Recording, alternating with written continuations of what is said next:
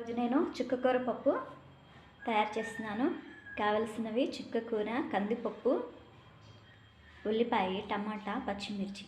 చుక్కకూర పప్పు తయారు చేస్తాను. పప్పుని ఇలా ఉడికించుకోవాలి. ఉడుకుతున్న పప్పులో టమాటా, ఉల్లిపాయ, పచ్చిమిర్చి వేసి ఉడికించుకోవాలి.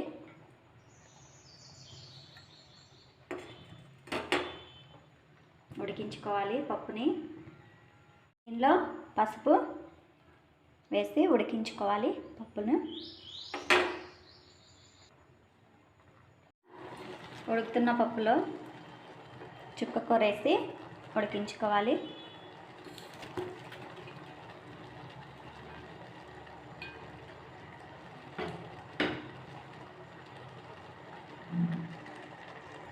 ఇలా చుక్కకూర వేసి పప్పుని ఉడికించుకోవాలి.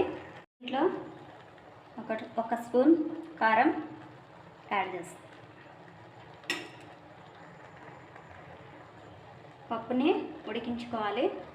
ఉడికిన పప్పుని ఇలా పప్పు గుత్తి తీసుకొని రుబ్బుకోవాలి.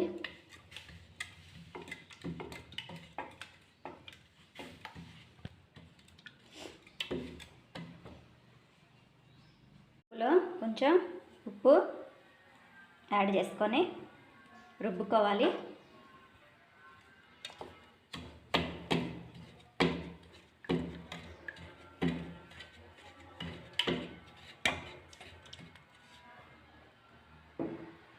పప్పు తాలింపు వేసుకుందాం.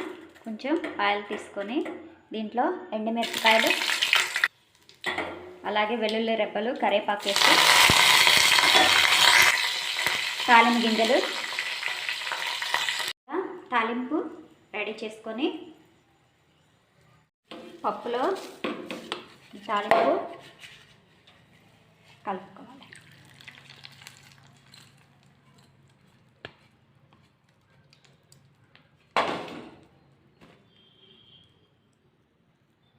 ఇది ఈరోజు నేను తయారు చేసిన చుక్కకూర పప్పు. దీనిలో తాలింపు యాడ్ చేసుకోవాలి.